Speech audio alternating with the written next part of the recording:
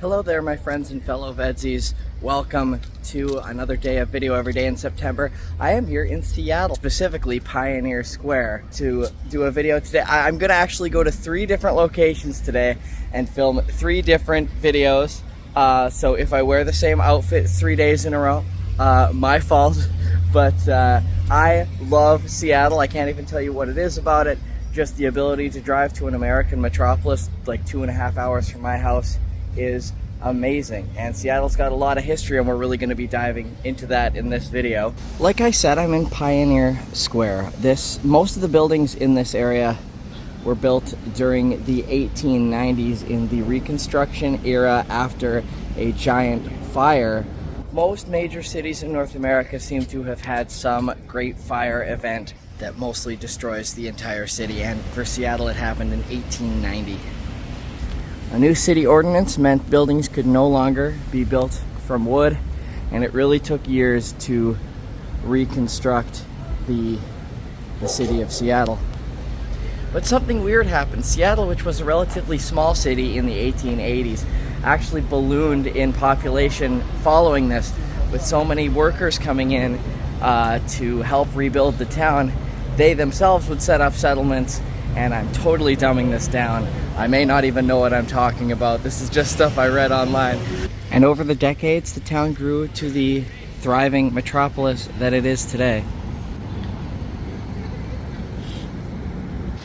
This whole area feels like it's taken right out of history. It's an amazing reminder of what this city would have looked like all the way back in the 1890s. But today, we're actually diving back a little bit further than that into Seattle before the fire. No, I don't have a time machine, and no, I'm not going to a museum to go look at pictures of what Seattle used to look like. There are actually remnants of what Seattle used to look like before the fire underneath street level. It's crazy, but for whatever reason, when they rebuilt the city, they did it 1 story up higher than the original street level. So underneath, there are still remnants of some of the old streets of what Seattle used to look like. Today, we are doing Bill Speidel's Underground tour here in the Howard Building in Pioneer Square. Bill Speidel founded this tour in 1965, and he is no longer with us, but ever since the 60s, you've been able to go under the streets and see what Seattle used to look like 140 years ago, and I'm so excited. I have never done this tour before. I have no idea what to expect. I have no idea what it'll be like to film down there. Ever since I heard about this a few years ago, I've wanted to do it, and I've just never found the right time, so this is just going to be great. Alrighty, I'll take you guys through the tour with a little bit of a voiceover here. This was our waiting room area before they took us downstairs into the first underground area, although it wasn't part of the tour per se. This was just sort of a pre-show area. It was a lovely little pre-show with our tour guide, who was great. I wish I could remember her name. But actually, we go out to street level and cross the street by this Merchant's Café building to this unassuming little entrance down some scary stairs. We had to watch our head on all the narrow little stairways, but we get into the old Cavalier Inn building, and we are inside it. We are inside what was the original ground floor of the Cavalier Inn building back in the 1880s. Notice those lovely pillars on this wall. They've put up some historical facts that our tour guide talked about during the guided tour segment, and this is the inside of what would have been the front wall of the building. Note the window openings there. So cool. I just loved this space. It was, again, like I said, it was just like stepping into a bygone era. Look at the roof falling apart. I'm going to be honest, it did not smell good down here in any of these underground caverns, but it sort of added to the ambiance, so to speak. Quite enclosed spaces, though. I can tell you could get claustrophobic in there. Back there was some beautiful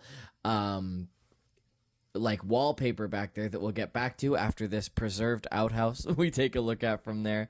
But yeah, in this area with the lovely wallpaper still visible on the back wall there is what they called quote unquote historical debris.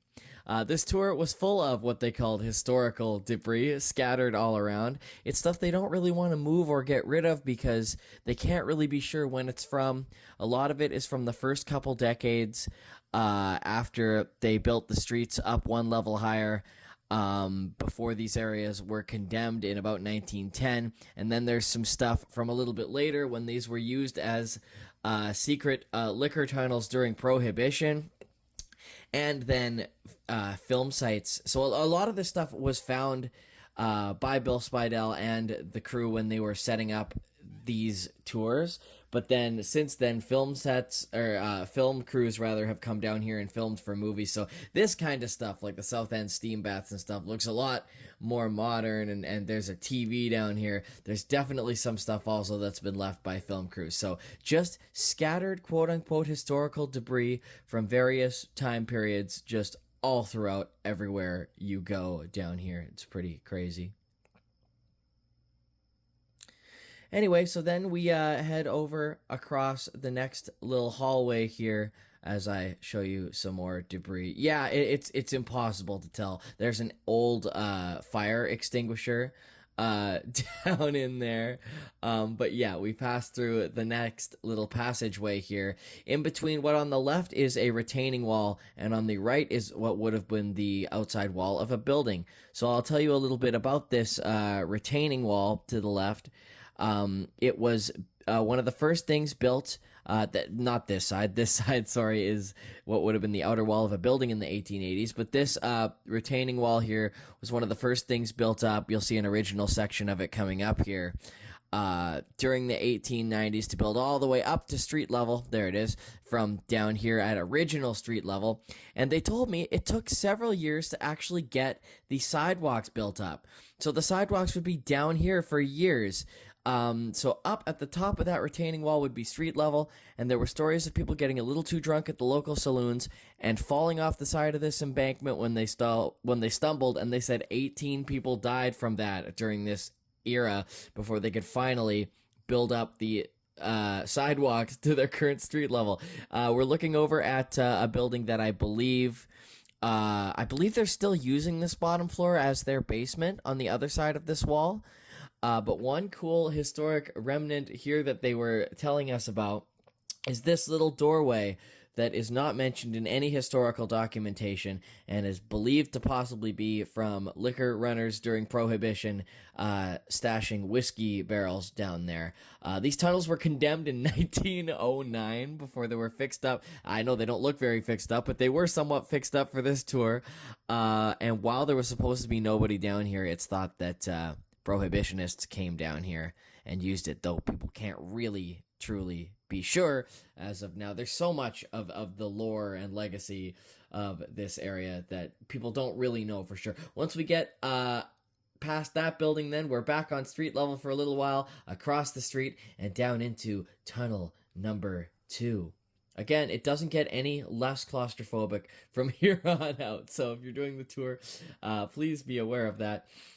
But yeah, there's another wall from a building to the left, and I think the retaining wall from the street to the right, with us again being down on the old sidewalk level. Yes, they have some labeling here, the old Northern Hotel building on the other side of where we are here. But as we went through this tunnel, one thing that's really cool is that Northern Hotel building, I think...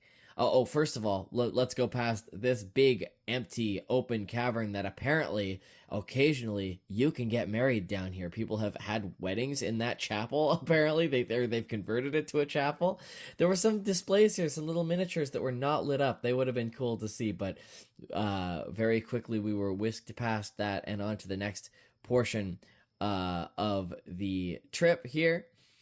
Oh, right, yes, so into the bank building. So that hotel was once a bank. So they built a little teller's cage here. I believe this is all before the fire. So this is where the bank teller would have been back in those days. And there's a picture of the old bank. And then we'd go in through here into what was originally, I think, the bank vault. And what was crazy is when we went into this vault area, it's so much colder inside on this side of that grate there. So I know that's the case sometimes if you go through old bank vaults. But yeah, lots of debris from the building's previous era as a bank here as we look out to the left in this next shot. Some I don't know, this bank portion of the tour was very cool. Look at this old heavy door that I have to imagine is from that era. And then down here through and into the next section. Now, yeah, again, you're just twisting through this crazy, dilapidated series of structures. And again, it's not one unifying thing. It's so many different eras coming together. So many remnants from so many different things that you don't really quite know what you're looking at. Here it's this is the outside of that bank building, and I love these. Apparently, if you're walking around Pioneer Square and you see these are the original skylights as part of this building project in the 1890s. And down in our tour underneath, we got to see what they look like from underneath. I had no idea these things would ever be that old. They're kind of crumbling over the years, though. Anyway, we again got led as a group across the street into our third and final tunnel. I like this one with this interesting patterns to the roof there before we get into, tunnel number 3. Like I said, there's a remnant of the original plumbing pipe, I want to say. I don't know. This window looks a little bit newer to me, but in the original window. Well, oh, this is another of those skylight things, but that was a more elaborate version of one of those that they just sort of found down here. And again, we get back into historical debris. That's like so much of what this tour is. You see so much just assorted stuff that has just been stashed here over the decades. I love this meeting tonight sign. I wonder what stories that has to tell. But really, this third tunnel is just a walkway into Bill Speidel's Underground Museum, where you end the tour. There's a museum, and then finally a little gift shop.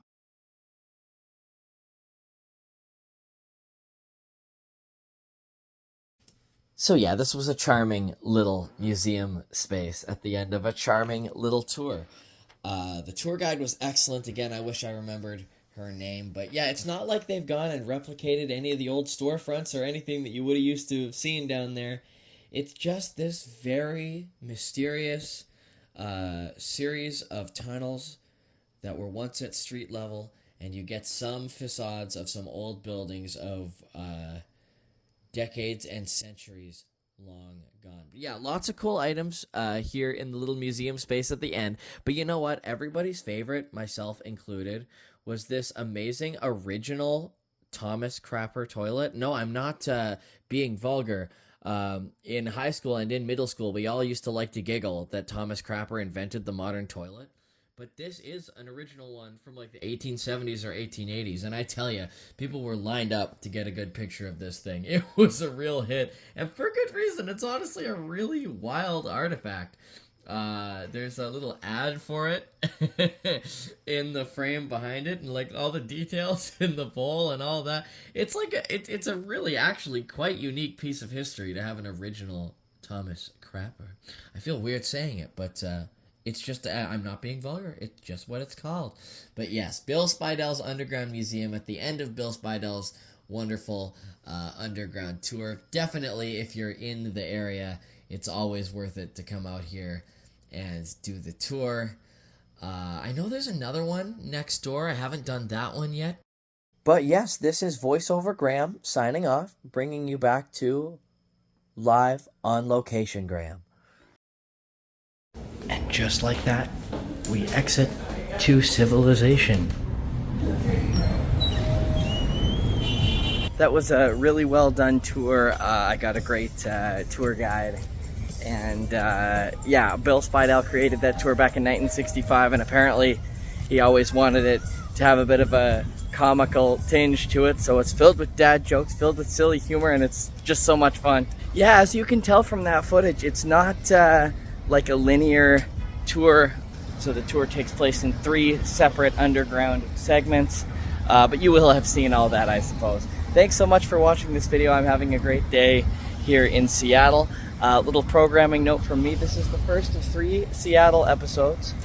I'm gonna have one up tomorrow and the next day, tomorrow and Monday. I am going to the Titanic Museum and I'm going to a hockey game tonight. Those will both be episodes of the vlog. And I know that Monday is going to be the last day of video every day in September, but I'm going to keep it going with 2 more videos. On Tuesday, I have my RuneScape playthrough series. I wanted to do 1 more episode of that.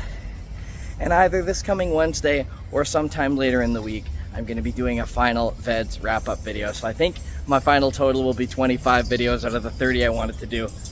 Not perfect, but still, a lot of work.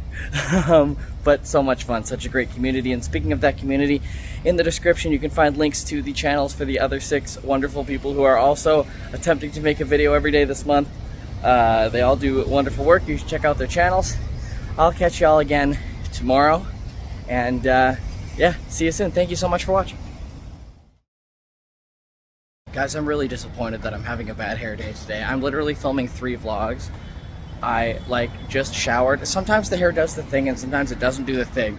Man, it sucks. Yesterday I had a good hair day. Did I film any vlogs? No.